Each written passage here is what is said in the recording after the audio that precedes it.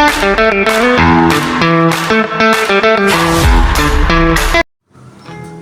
department, na-sort out namin ang mga important at non-important papers at itinapon ang mga hindi na kailangang documents upang mas maging organized ang aming workspace. Item na hindi namin alam kung ano ang gagawin ay ang mga rejected samples na nasa training room. Overall, the HR department general cleaning is good dahil naging mas malinis, maayos at organized ang aming workspace matapos ang pagwawalis, pagmamap ng sahig, paglilinis ng glassdoor at pag-aayos ng mga documents.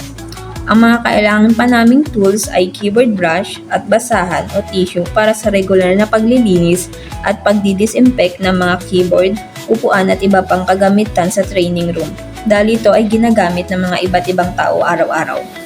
Ang daily habit na kailangan pa naming i-improve ay ang pagiging mas organized sa mga pag-handle at pag-file ng mga documents.